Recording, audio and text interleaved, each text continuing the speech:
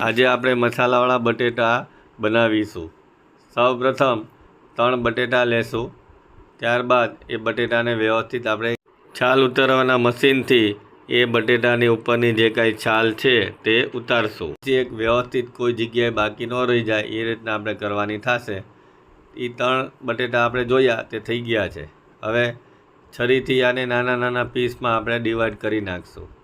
વ્યવસ્થિત આપણે ડિઝાઇનવાળા ખૂણાવાળા વ્યવસ્થિત થવા જોઈએ, તો જ બટેટાનું શાક સારું લાગશે। ત્યારબાદ એને આપણે વ્યવસ્થિત પાણીથી ધોવાનું, જેથી ડસ્ટ કે એવું કાંઈ હોય તો એ નીકળી જાય। ફરીથી બીજી ફેર પાણીથી આપણે ધોશું, જેથી આની અંદર કાંઈ બાકી રહી ગયું હોય। ત્યારબાદ આપણા બટેટા તૈયાર થઈ ગયા। હવે કોથમરીને પણ આપણે પાણીથી વ્યવસ્થિત ધોશું તો ધૂળ કે કાંઈ હોય નીકળી જાય।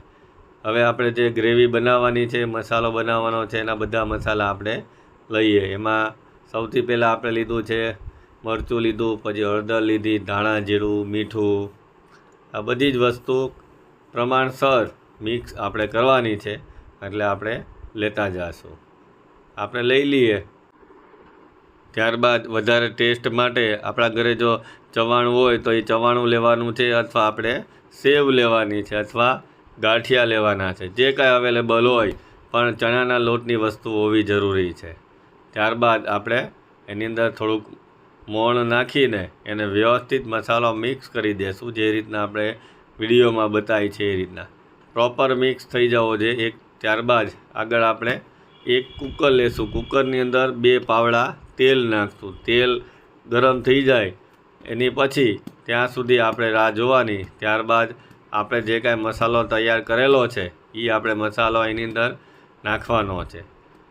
થાળીમાં જે કાંઈ મસાલો છે એને વ્યવસ્થિત એની અંદર આપણે નાખી દઈશું, અને વ્યવસ્થિત તેલમાં મિક્સ થઈ જાય એ રીતના ચમચીથી ચલાવશું, હલાવશું, કકડવા દેશું। આપણે જોયું એ રીતના વ્યવસ્થિત કકડી જવા જોઈએ, પછી જ બટેટા આપણે નાખવાના છે।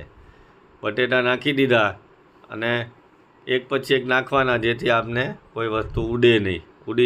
અંદર નાખી દીધા પછી એને વ્યવસ્થિત આપ વિડીયોમાં જોઈએ છે એ રીતના હલાવવાના, જેથી બધી વસ્તુ મિક્સ થઈ જાય। હવે આપણે ગ્રેવી કરવા માટે થોડુંક પાણી અંદર નાખશું।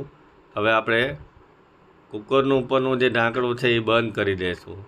કુકરનું ઉપરનું ઢાંકણું ક્યાં સુધી બંધ કરશું કે 2-3 સીટી ન વાગે ત્યાં સુધી, જેથી અંદરના જે કાંઈ બટેટા છે એ વ્યવસ્થિત બફાઈ જાય, અને બફાઈ જાય તો જ આપણે શાકની મજા આવશે। હવે બફાઈ ગયા છે, આપણે નીચે ઉતારી લેશું। થોડીક વાર એમને એમ રહેવા દેવાનું કુકર, પછી ખોલવાનું।